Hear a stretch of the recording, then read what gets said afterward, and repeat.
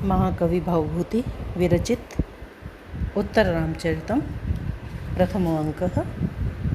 चित्रवीथि के उपरांत सीता जी सो जाती हैं और राम उन्हीं को लेकर के इस प्रकार से कहते हैं कि ये सीता जी मेरे लिए क्या नहीं है, अर्थात सब कुछ ही है। तभी प्रतिहारी आकर के कहती है, देव उपस्थित है, आई कह। सीता राम जी कहते हैं कि मुझे केवल सीता का विरह ही प्रिय नहीं है। तभी प्रतिहारी कहती है, देव उपस्थित है। तो राम जी एकदम चौंक जाते हैं और पूछते हैं, कौन? प्रतिहारी कहती है, आसन्न परिचारको देवस्य दुर्मुख है। हे महाराज, आपके समीप रहने वाला दुर्मुख नामक आपका अनुचर। राम है स्वगतम, मन में शुद्धांतचारी दुर्मुख है, दुर्मुख शुद्धांतचारी है। महल में भी प्रवेश की उसको अनुमति है। स मया पौर्जन अपदेशोपसर्पः प्रहितः प्रकाशम आगच्छतु। मैंने उसे लोगों के मध्य भेजा था जिससे वो जान कर आ सके कि लोग उनके बारे में किस प्रकार की राय रखते हैं और प्रजा किस प्रकार से है। ठीक है, उसे प्रवेश करा दो। प्रतिहारी चली जाती है और फिर दुर्मुख का प्रवेश मंच पर दिखाया जाता है। दुर्मुख है स्वगतम, अपने ही मन में कहता है, हा कथम इदानीम देवीम अंतरेण ईदृशम अचिंतनीय जनापवादम देवस्य कथयिष्यामि अथवा नियोग है खलु मम मंदभागधेयस्य एष। देवी के विषय में समाज में जो जन अपवाद प्रचलित है, जो कि बहुत ही अप्रिय है, उस जन अपवाद के विषय में मैं महाराज से किस प्रकार से निवेदन करूँगा अथवा क्या करूँ।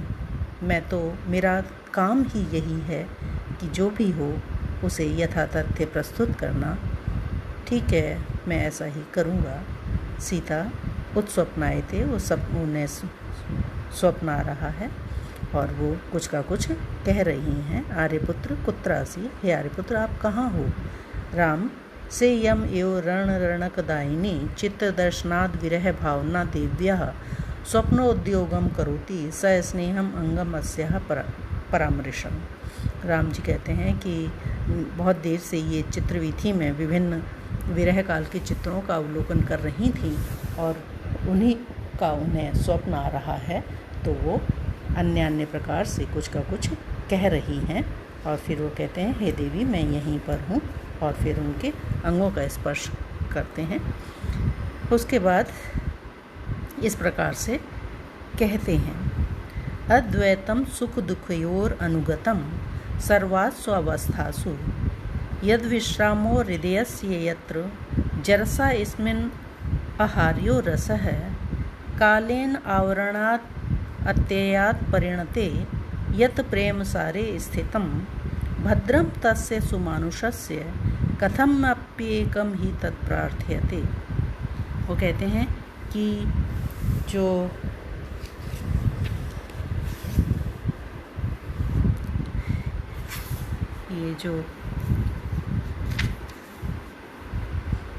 अद्वैतम यत सुख दुखयो, जो गृहस्थ जीवन होता है वो किस प्रकार का होता है। यत सुख दुखयो, सुख और दुख में दोनों ही अवस्थाओं में अद्वैत भाव को रखने वाला होता है। चाहे गृहस्थ में सुख आए या दुख आए, जो गृहस्थी हैं उसे समान रूप से भोगते हैं। उनके मन में किसी प्रकार का भेद उत्पन्न नहीं आता, उनकी स्थिति में, उनकी दशा में किसी प्रकार का परिवर्तन नहीं होता है। वे दोनों ही स्थितियों में, सुख में भी और दुख में भी समान रूप से साथ निभाते हैं, साथ रहते हैं। और सर्वासु अवस्थासु, समस्त अवस्थाओं में चाहे कैसी भी हों, अद्वैतम भाव को उनके द्वारा धारण किया जाता है। सर्वासु अवस्थासु अनुगतम, सभी अवस्थाओं में एक दूसरे का अनुगमन करने वाले हुआ करते हैं। यत्र हृदय से विश्राम हो, और यह सौभाग्य गृहस्थ का जहाँ पर कि हृदय विश्राम प्राप्त करता है, अर्थात जो हृदय है उसे वहाँ आराम मिलता है, सुखद अनुभूति होती है। यस्मिन रस है, और इस गृहस्थ जीवन में जो गृहस्थी का आनंद होता है वो जरसा आहार्य है। वृद्धावस्था के द्वारा भी उसको दूर नहीं किया जा सकता है। वृद्धावस्था में गृहस्थ लोगों का परस्पर जो प्रेम भाव है वह कम हो जाता हो, खत्म हो जाता हो, ऐसा नहीं होता है। अपितु यत कालेन आवरण अत्ययात, समय बीतने के उपरांत आवरण अत्ययात, जो उनके मध्य आवरण होता है, एक भेद होता है, एक दूरी होती है, वो भी जैसे जैसे समय बीतता जाता है वैसे वैसे वह भी ख़त्म होती चली जाती है। वो परस्पर एक दूसरे के और भी करीब हो जाते हैं, उनके मध्य कोई भेद नहीं रहता, कोई दूरी नहीं रहती। तो इस प्रकार से आवरण के हट जाने से स्नेह भाव और भी अधिक बढ़ जाता है।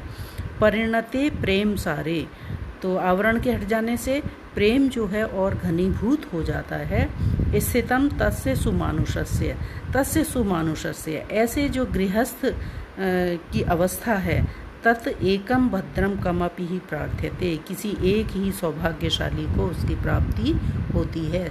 इस प्रकार का गृहस्थ सबके जीवन में नहीं हुआ करता है।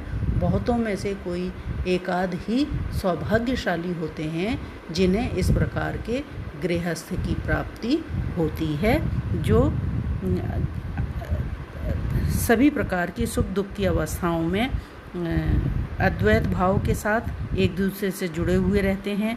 सभी अवस्थाओं में, चाहे सुखद हों चाहे दुखद हों, उनमें एक दूसरे के का अनुगमन करने वाले, अनुसरण करने वाले हुआ करते हैं। और जहाँ पर हृदय को, मन को विश्राम प्राप्त होता है, और वृद्धावस्था भी गृहस्थियों के मध्य विद्यमान प्रेम भाव को, अपनत्व को, एक ही भाव को दूर करने में, कम करने में समर्थ नहीं हुआ करता है।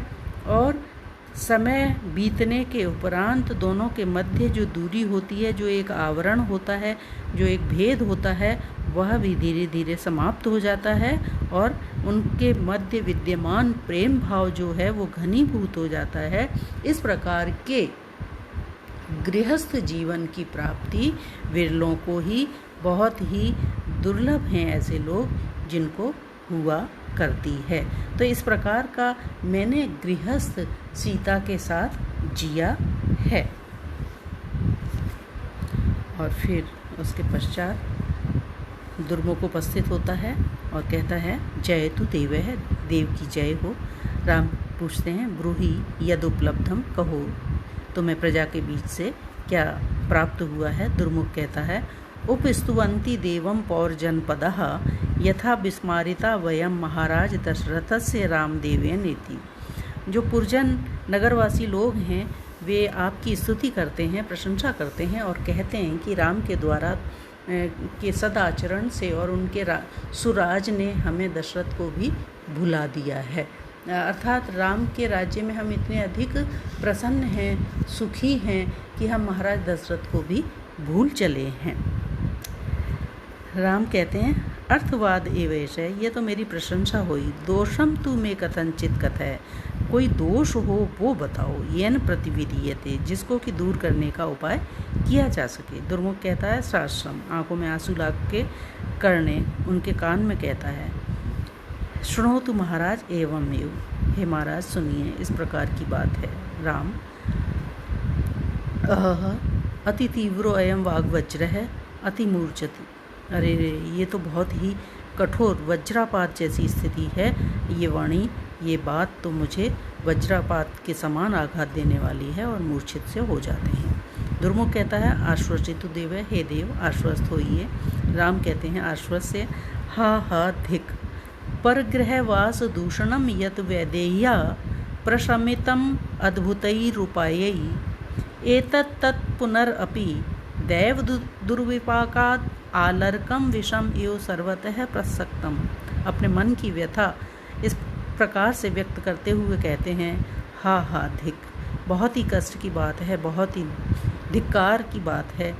वैदेयी से संबंधित यत, जो कि परगृह, दूसरे के घर में अर्थात राक्षस रावण के घर में निवास करने से दूषणम, जो दोष उत्पन्न हो गया है। रावण के घर में सीता जी रह के आई हैं, ये जो दोष है जिसको कि अद्भुतई उपाय, उनकी अग्नि परीक्षा जैसे अद्भुत उपायों के माध्यम से दूर कर दिया गया है।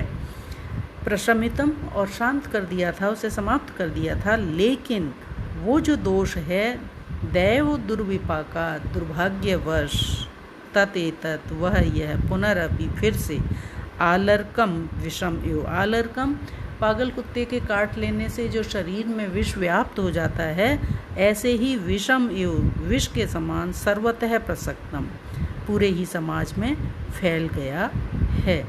तो ये तो बड़ा ही कष्टकारी विषय है। ये बहुत ही अनिष्टकारी बात है कि रावण के घर में रावण सीता जी का हरण करके ले गया था और उसको वहाँ लंका में रहना पड़ा था उनको।